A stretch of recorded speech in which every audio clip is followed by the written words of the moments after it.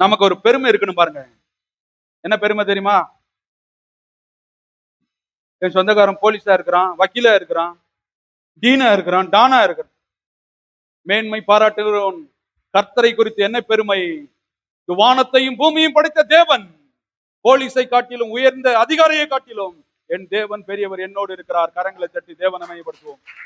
ஆமா, அவர் சொல்லாகும், அவர் கட்டளையிட்டால் நீக்கும். போ, ஒளி வந்தது, எழும்பி பிரகாசி, போ. நான் யாரையும் குறிச்சு நம்ம சொல்றதே கிடையாது. சொந்தக்காரங்க இங்க இருக்காங்க, அங்க இருக்காங்க. இதெல்லாம் மாமிசமான சிந்தனைகள். ஒரு முறை பாருங்க, சின்ன பசங்க எல்லாம் ஊர்ல கோழி விளையாடிட்டு இருந்தாங்க. என்னையா திரும்ப இதை நாங்க சொல்றீங்க அப்படின்னு. குழந்தைங்க எல்லாம் கோழி விளையாடிட்டு இருந்தாங்க. பிள்ளைங்களுக்குள்ள சண்டை வந்துடுச்சு. உடனே ஒரு பையன் சொன்னான், இரு இரு, எங்க அப்பா கிட்ட போய் என்ன பண்றேன் சொல்றான் அப்படின்னா. அவங்க அப்பா என்ன, உங்க அப்பா என்ன பெரிய கிங்கா அப்படின்னாரு. எங்க அப்பா ஏரோப்ளான் ஓட்டுவாரு. என்ன ஓட்டுவாரு?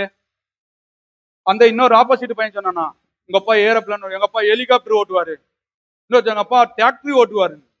நான் சொல்லுகிறேன், அவங்க அப்பா ஒருவேளை இதெல்லாம் பார்த்தாரா பார்க்கலையா ஓட்டலையா தெரியல.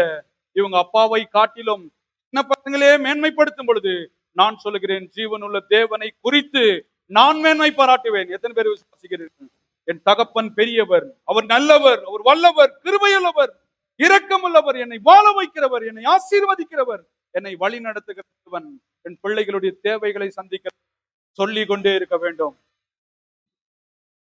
ஆவியிலே நிரம்பின மனிதன் வாயிலிருந்து வருகிற வார்த்தை அவரை குறித்து மேன்மை பாராட்டுவது, அவரை பாடுவது, அவரை துதிப்பது.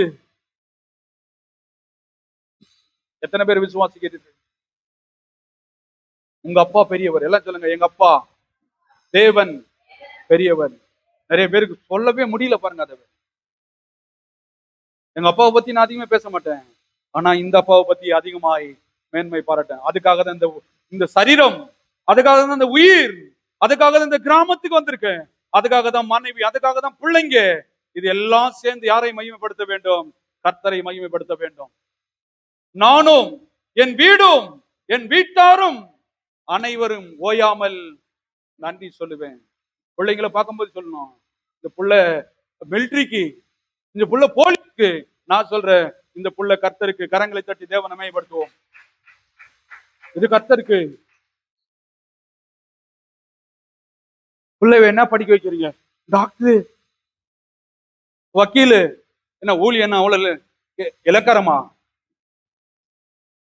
சேனைகளின் கர்த்தருடைய போர் வீரன், ஊழியக்காரன்.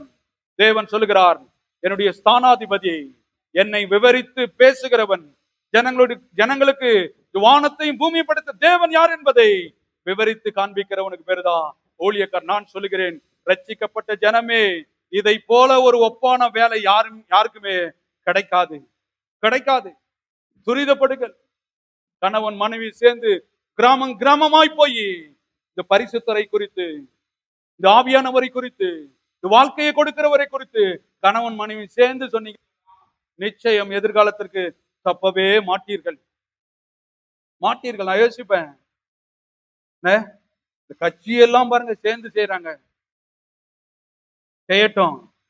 ஆனால் இதை காட்டிலும் இவர் நல்லவர் என்பதை நாம் அறிந்து கொள்ள வேண்டும்.